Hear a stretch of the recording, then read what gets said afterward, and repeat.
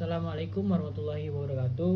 Perkenalkan, nama saya Muhammad Fikri Ramadan. Kali ini saya akan menjelaskan pembuatan program sederhana yang saya bikin dalam rangka tugas UAS pemrograman komputer. Nah, kali ini program saya yang bernama MReader. Nah, MReader ini bertujuan untuk pembacaan buku online. Nah, di sini di mana pengguna akan dapat membaca buku secara online. Tetapi untuk melihat apakah pengguna ini serius dalam membaca buku, maka akan ditampilkan sebuah kuis. Nah, nanti ketika pengguna selesai membaca buku, akan ada pembacaan kuis. Langsung saja kita masuk ke tampilannya. Nah, ini adalah tampilan programnya. Ada import fungsi login, ada welcome to MReader, dan dua menu ya, sign dan login. Nah, di sini saya akan jelaskan nanti apa saja yang ada fungsi yang di file fungsi login ini. Nah, import fungsi login ini bertujuan untuk memanggil fungsi tersebut. Ada inisialisasi pilih sama dengan 0. Ini adalah untuk menyimpan inputan pengguna dalam memilih judul buku atau buku. Nah, ini adalah pilih awal ini untuk menyimpan inputan pengguna memilih menu. Ini kedua menu ini ya, menu dan menu sign dan login. Nah, lanjut ke bawah ke algoritmanya. While pilih awal itu bukan 2, maka akan lanjut ke di sini.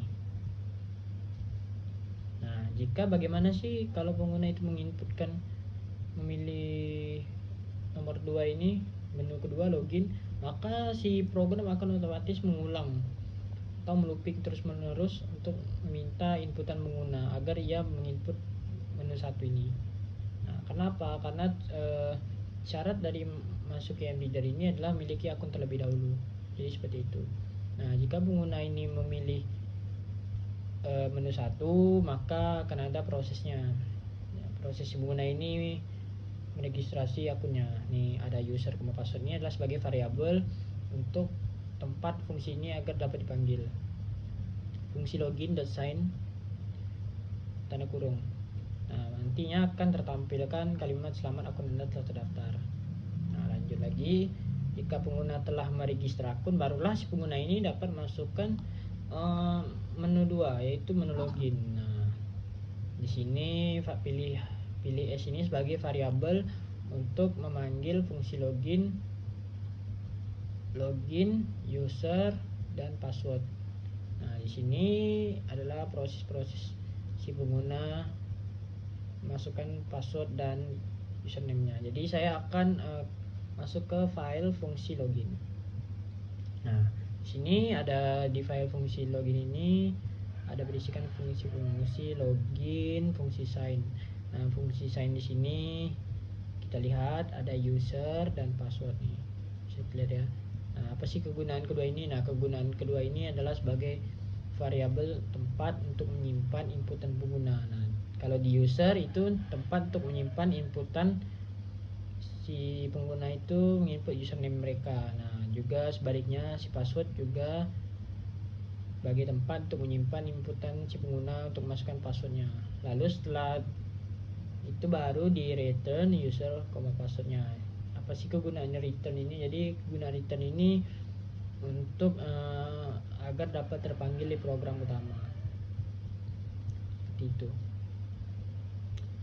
Lalu kita lanjut ke fungsi login ini def login dengan parameter user dan password. Nah, di dalam user ini ketika tadi si pengguna menginputkan waktu pas pendaftaran register, si pengguna menginputkan A, maka di sini adalah isi usernya adalah A. Nah, jika passwordnya adalah 1, maka isi dalam passwordnya adalah 1. Nah, untuk ketika di menu login, saya membuat variabel untuk menyimpan inputan pengguna lagi. Nah, di sini saya berikan nama log user. Nah, jika inputan pengguna di menu login ini sama dengan inputan pengguna ketika meregister akun, maka akan dapat lanjut ke masukkan password. Nah, jika tidak sama, maka akan di sini user incorrect. Nah, baru di return none untuk agar dapat terpanggil di program utama. Nah, jika benar akan lanjut ke password. Nah, sini saya membuat variabel untuk menyimpan inputan pengguna masukkan passwordnya dengan menggunakan nama log password. Nah, jika inputan pengguna untuk menginput password itu sama dengan inputan pengguna input password ketika waktu register, maka akan tertampilkan login successful. Nah, setelah login successful, program akan mengarahkan si pengguna langsung dengan pemilihan buku. Nah, di sini dapat kita lihat tertampil 1 King Arthur, pilihan 2 Robin Hood, pilihan 3 Wizard of Oz. Nah, di sini ada yang namanya variabel untuk menyimpan inputan pengguna memilih buku yang saya namakan pilih. Nah, baru di return pilih agar dapat terpanggil di program utama. Nah, pilih ini akan masuk ke di sini. Nih variabel ini ya. Nah, larinya ke sini. Tuh, setelah dilakukan proses yang panjang di sini, pilih S sama dengan fungsi login dengan parameter user, password. Lanjut lagi, jika pilih S ini maksudnya adalah loginnya ini berhasil, is not known ini artinya berhasil ya, maka pilih sama dengan pilih S. Lalu masuk ke algoritma selanjutnya, while true. Jika si pengguna memilih menu 1, nah memilih menu 1 ini maksudnya di algoritma mana? Nah, di sini sudah diarahkan program kepada pengguna untuk melakukan algoritma pemilihan buku. Nah, di sini ya, if pilih sama 1, maka program otomatis akan membuka buku King Arthur yang berisikan teks. Nah, di sini akan dibaca program. Nah, di print data maka akan ditampilkan teksnya. Setelah ditampilkan teksnya maka akan ditutup. Nah, lanjut. Nah, setelah pengguna membaca teks tersebut maka akan ada soal. Nah, di sini untuk menyimpan soal tersebut saya menggunakan variabel soal. Nah, beberapa soal tersebut ada soal 1, 2, 3, dan 4. Nah, setelah saya membuat soal, saya juga membuat variabel jawaban. Di sini adalah jawaban yang tersimpan. Ini adalah jawaban yang benar semua ya, ada Excalibur, Vortigern, dan lain berbagainya. Nah, lanjut saya menginisialisasi n sama dengan 1. Nah, n ini apa? N ini adalah jumlah soal yang dijawab.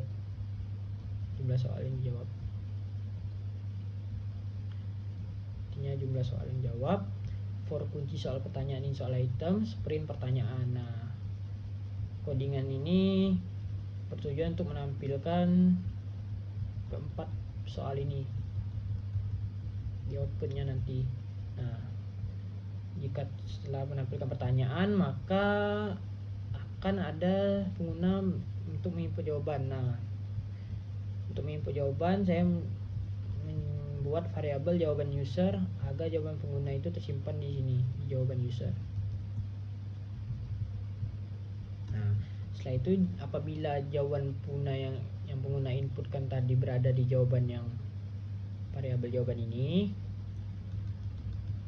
sesuai sama, maka n plus sama dengan 1. Artinya jika pengguna itu menjawab soal satunya dengan benar, maka di sini akan berubah menjadi 2. 1 ditambah 1 sama dengan 2. Nah, jika jumlah soal yang benar kurang dari len soal, artinya jumlah len soal itu panjang soal ya, ini 1, 2, 3, 4. Nah, jika yang dijawab itu hanya 3, maka muncul kalimat Anda kurang beruntung, silakan baca buku lainnya.